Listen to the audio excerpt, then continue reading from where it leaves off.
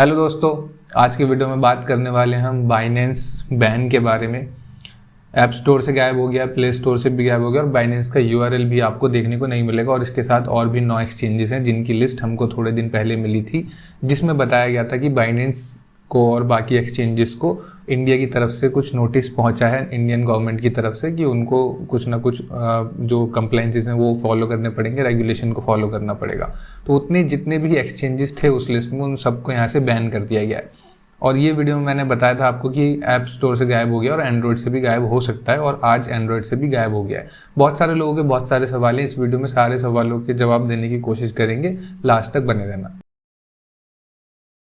दोस्तों, सबसे पहले काम आप लोग कर लो कि बाइनेंस साउथ एशिया को फॉलो कर लो, स्पेशली इंडियन यूजर्स के लिए। ये इसका यूआरएल आप देखेंगे तो बाइनेंस देसी, और यहाँ पर ये मतलब ज़्यादा पैनिक ना क्रिएट हो लोगों में, उसके लिए यहाँ कुछ ना कुछ ट्वीट करके बता देते हैं। जैसे कि ये जो iOS ऐप वाली जो बैन की न्यूज़ थी वो यहाँ पर इन्होंने बता दी थी। और अगला जो ट्वीट अगर आप देखेंगे इसमें, तो वो कस्टमर सपोर्ट का ही है कि आईपी ब्लॉक हो गया है। और आईपी ब्लॉक मतलब कि आप अगर binance.com लिख के इंडिया में सर्च करेंगे तो आपकी वेबसाइट खुलेगी नहीं। तो उसी में बताया कि जो एक्सिस्टिंग यूजर्स हैं उनको तो कोई दिक्कत नहीं होगी, बट आप जो अगर नए यूजर्स इसमें बाइनेंस को सर्च करेंगे तो आपको नहीं मिलेगा, यानी न्यू यूजर का रजिस्ट्रेशन नेक्स्ट टू इम्पॉसिबल है। उसके लिए बहुत सारे लोग बहुत सारा दिमाग भी लगाएंगे, सोचेंगे वीपीएन लगा कर लूँ, तो उस टाइप की चीज़ें आप अभी मत करो। इनकी तरफ से क्लैरिफिकेशन आना बहुत ज़रूरी है। बाइनेंस की लीगल टीम बहुत तगड़ी है, जो मैं बहुत बार आपको बता चुका हूँ। और ये कंप्लाइंसेस जो भी इंडियन गवर्नमेंट और या फिर जो भी अलग अलग जो डिपार्टमेंट हैं उनके जो भी कंप्लाइंसेस होंगे, जो भी टैक्स से रिलेटेड चीज़ें होंगी, टीडीएस से रिलेटेड चीज़ें होंगी, उसको कुछ ना कहीं इम्प्लीमेंट हो सकता है, करा जाए आने वाले टाइम पे। उसके लिए हमको वेट करना पड़ेगा।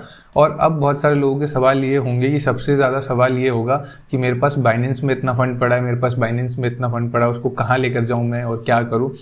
तो उसका सबसे सिंपल सा जवाब अभी तक सिर्फ यही निकल सकता है कि अगर आपके पास बहुत ज़्यादा फंड है कि आप उसको ट्रस्ट वॉलेट पे, मेटामास्क और इस टाइप के डिसेंट्रलाइज एक्सचेंजेस पे आप लोग उसको लेके जा सकते हैं और वहाँ पर आपका फंड सेफ रहेगा। या फिर आपके पास हार्डवेयर वॉलेट है तो आप रख लीजिए। अब फॉर एग्जांपल आपके पास 10, 20, 50 हज़ार USDT पड़ा हुआ है तो आप रख लीजिए। अगर आपके पास कम फंड है और आप उसको रिस्क ले सकते हैं तो आप बाइनेंस पे ही रख सकते हैं। उसका कुछ ना कुछ सॉल्यूशन ज़रूर निकलेगा। ऐसा नहीं होगा कि आपका फंड भी चला जाएगा और बाइनेंस भी कहीं चला जाएगा, तो ऐसा तो नहीं होगा।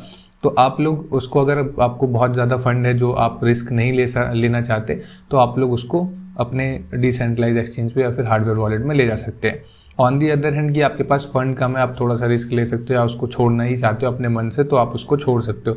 अगर मैं अपना पर्सनल टेक बताऊं तो मैंने 1 भी रुपया भी जितना भी बाइनेंस पे मेरा पड़ा है, जो मैं मतलब डेली बेसिस पे या फिर यूज़ करता हूँ उसको, एक्टिव जो मेरा बैलेंस है वो तो है ही। और मेरा इसके अलावा बहुत सारी, जो आप अगर मेरी पुरानी वीडियोस देखेंगे तो बहुत सारी इन्वेस्टमेंट भी चल रही है, मेरी SIPs भी चल रही हैं, वो बाइनेंस पे ही चल रही हैं। तो वो एज इट इज़ हैं, अभी मैंने उसको निकाला नहीं है। मैं अभी वेट कर रहा हूँ कि किस तरीके से अगर चीज़ें रेगुलेशन आती है या फिर कुछ चीज़ आती है तो मतलब ठीक है, we are more than happy to accept all these things. But तब तक थोड़ा सा वेट करना है हमको, ज़्यादा पैनिक क्रिएट नहीं करना। और उसके अलावा भी आपको अगर डर लगता है तो इसके बाद अगर जो 9 एक्सचेंजेस की लिस्ट है उसके बाद कुछ एक्सचेंजेस बचे हैं जो पॉपुलर एक्सचेंजेस हैं, आप उनमें थोड़ा थोड़ा फंड ले जा सकते हैं। और अगर आपको लेके ही जाना ही है फंड तो मैं कहूँगा कि डिसेंट्रलाइज एक्सचेंज पर ही लेकर जाओ। बाइनेंस से हटा के किसी दूसरे एक्सचेंज पे ले जाओगे तो कल को हो सकता है वो 9 की लिस्ट में ना हो पर 10वीं लिस्ट में आ जाए। कल दूसरी लिस्ट निकला है तो उसमें भी आ सकता है। तो यूआरएल बैन या फिर IP बैन या फिर ऐप स्टोर से बैन, प्ले स्टोर से बैन, ये हो सकता है। उसका परमानेंट सोल्यूशन यही है कि आप अपना बड़ा जो फंड है, जो आपका नॉन एक्टिव फंड है, उसको आप लेके जा सकते हैं दूसरे डिसेंट्रलाइज एक्सचेंज पे।